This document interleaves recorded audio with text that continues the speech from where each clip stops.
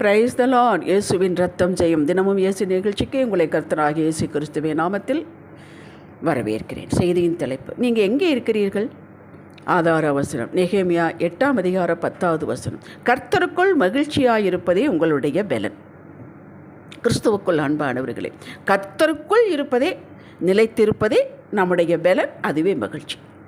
சரீரம் பலப்படுவதற்கு 2 காரியங்கள் கட்டாயம் செய்யப்பட வேண்டும். ஒன்று சரியான, அதாவது சரிவிகித பேலன்ஸ்டு டயட். அடுத்து உடற்பயிற்சி.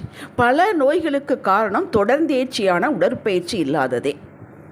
அதேபோல்தான் ஆத்துமாவுக்கும் சரியான உணவு, ஆவிக்குரிய ஆகாரம், தேவ வார்த்தை, அந்த வார்த்தையை தியானம் செய்தல், முறையாக கர்த்தரை தேடுதல், ஜெபித்தல், ஆவியானவருக்கு கீழ்ப்படிதல், இவைகள் எல்லாம் முறையாக சீராக வாழ்வில் முதன்மையான இடத்தை பிடிக்க வேண்டும்.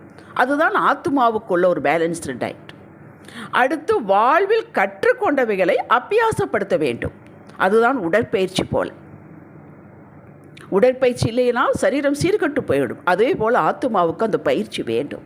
அப்பொழுதுதான் பலன் உறுதி பெறும்.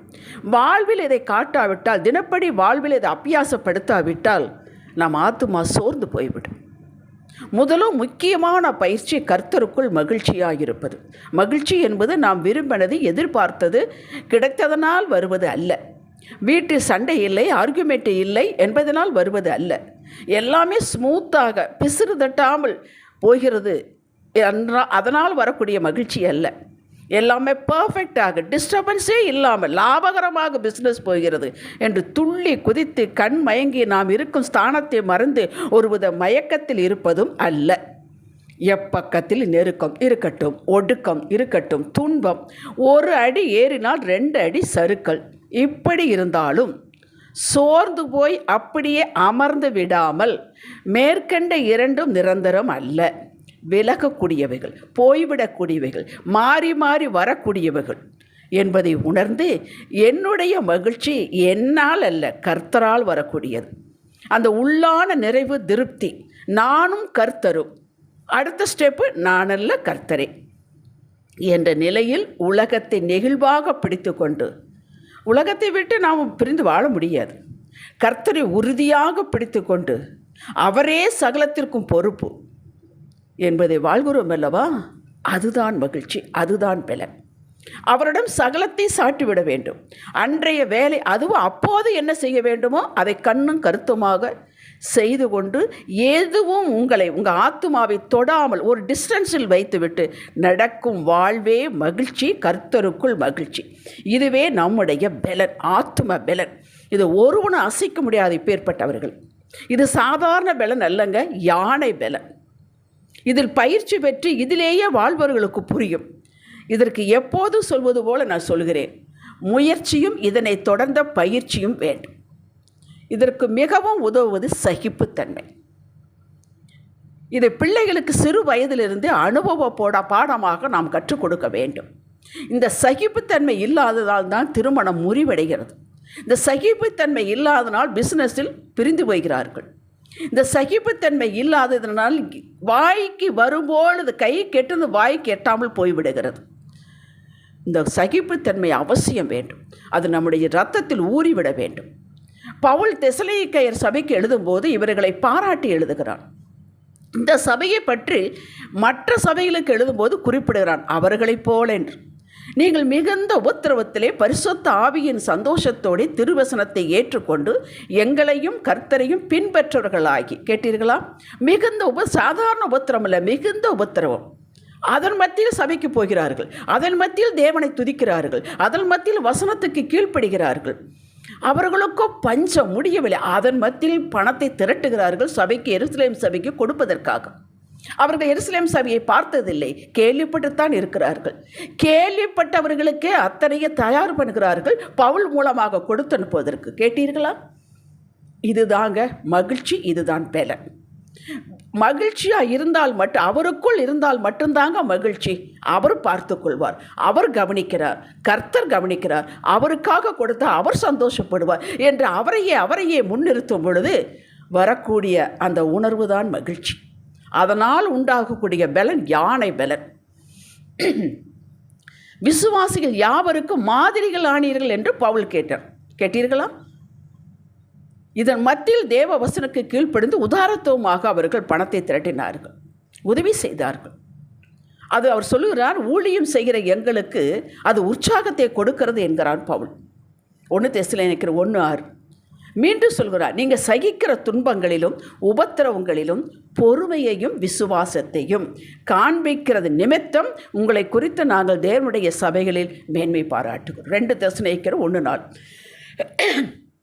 இந்த 2 வார்த்தை எடுத்து நீங்கள் இருதயத்தில் அப்பிக்கொள்ள வேண்டும். பொறுமை, விசுவாசம், இந்த 2ஐயும் காட்ட வேண்டும்.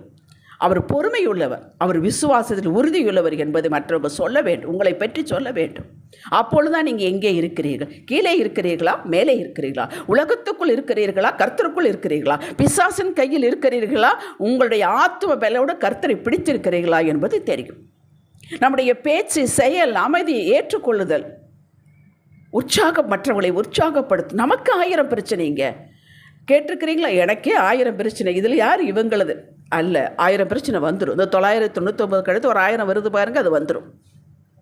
எத்தனை பிரச்சனைகளாக இருக்கட்டும், தள்ளி வைத்துவிட்டு மற்றவர்களுக்கு உதவி செய்ய முடியுமானால், பணத்தில் உதவி செய்ய முடியாவிட்டால் பரவாயில்லை, ஒரு வார்த்தையினாலே, வேறு சரீர உதவினாலே ஏதோ ஒன்று செய்ய முடியுமானால் செய்யுங்க. பொறுமையாக இருக்க வேண்டும், விசுவாசத்தை காண்பிக்க வேண்டும். இதுதாங்க நாம் யாருடைய எதனுடைய பலத்தில் வாழ்கிறோம், நாம் யார், நாம் எங்கே இருக்கிறோம் என்பதை காட்டும். தினப்படி வாழ்வில் எடுத்துக்கொள்ளுங்கள்.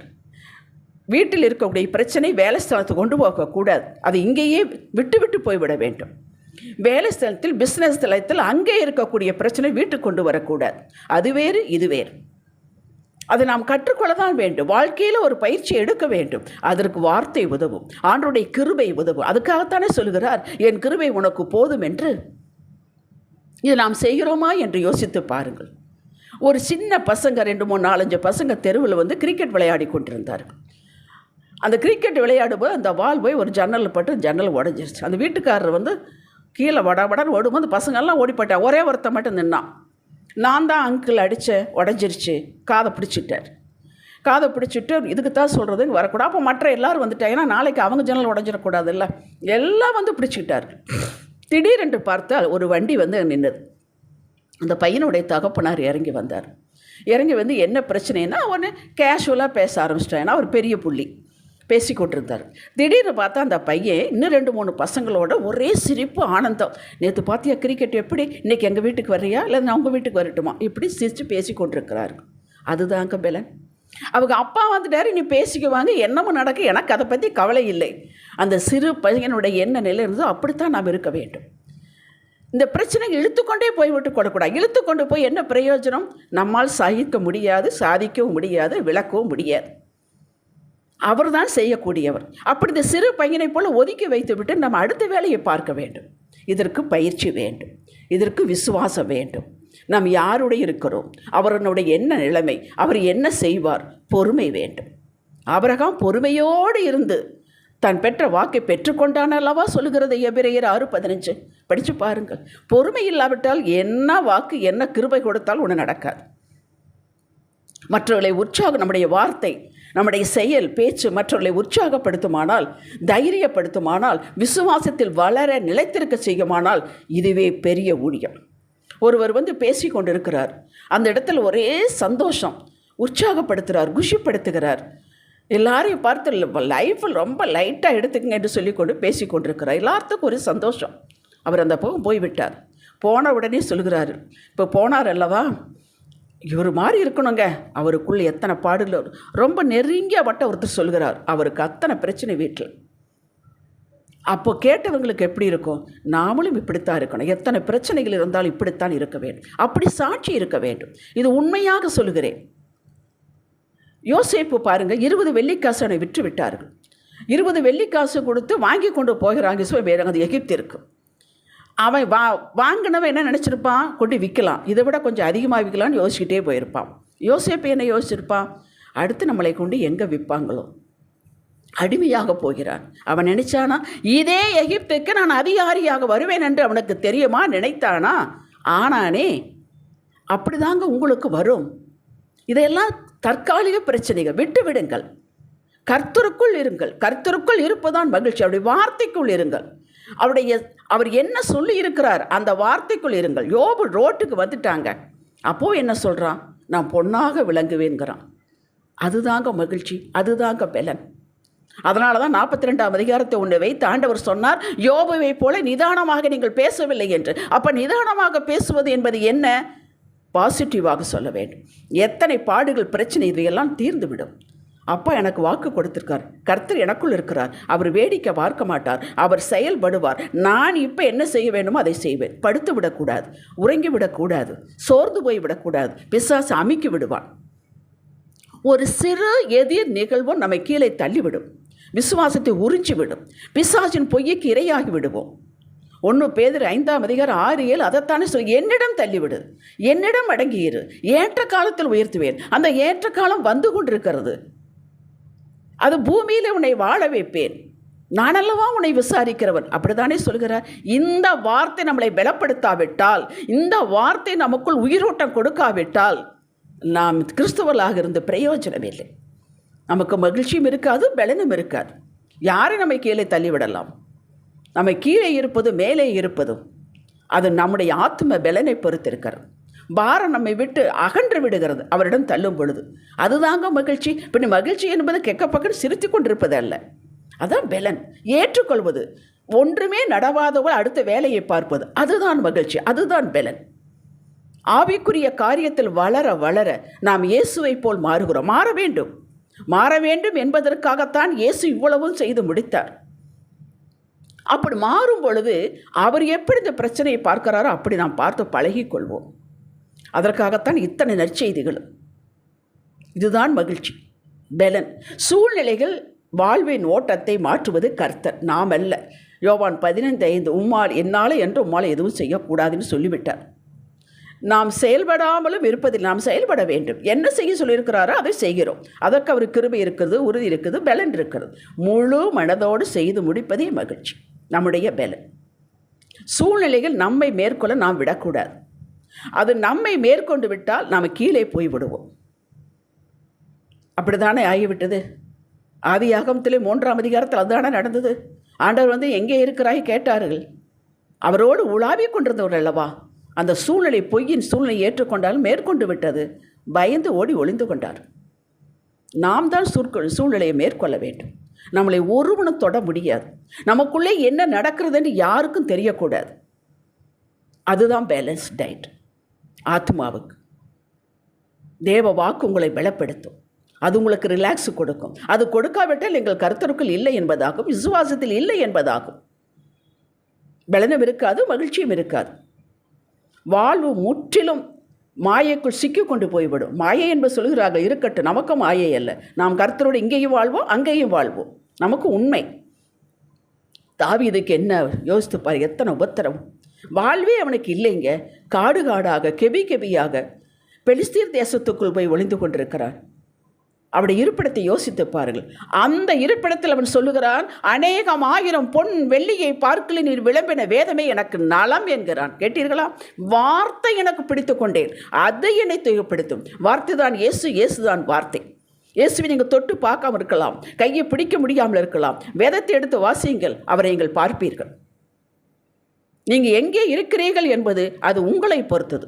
பொறுமையும் விசுவாசத்தை கையில் எடுங்கள். கர்த்தருக்குள் இருங்கள், அது உங்கள் பலன். கர்த்தருக்குள் இருப்பதுதான் மகிழ்ச்சி. கர்த்தருக்குள் இருந்தால் பிரச்சனை வராது என்பதல்ல. பிரச்சனை வரும், துன்பங்கள் வரும், அதை அவர் பார்த்து கொள்வார். தோல்வி என்பது கிடையாது. அதுதான் மகிழ்ச்சி. நாம் உண்டமா உங்கள் இல்லையா என்பது நமக்குத்தான் தெரியும். ஆனால் வெளியிலே நீங்கள் சந்தோஷமாக இருக்க வேண்டும்.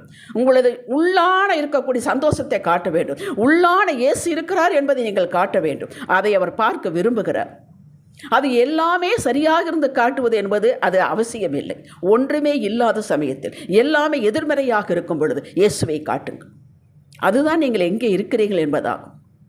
உங்களை உயர்த்தாமல் விடவே மாட்டார். உயர்த்தி அவர் மகிழ்வார். இயேசுவுக்கு மகிழ்ச்சி வேண்டும் அல்லவா?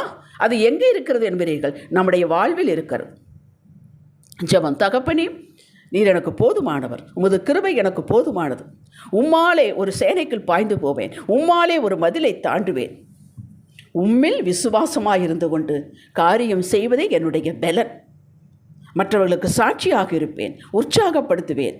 இதுதான் உம்மை உயர்த்துவது என்று கண்டுகொண்டேன். அப்படியே நடப்பேன். உதவி செய்யுங்கப்பா. இயேசுவே நாமத்தில் பிதாவே. இன்றைய சிந்தனை, வானமே இடிந்து விழுந்தாலும் எனக்கு அதை பற்றி கவலை இல்லை. நானோ என் தேவனுடைய செட்டைக்குள் இருக்கிறேன். ஆமேன். ஹல்லேலூயா.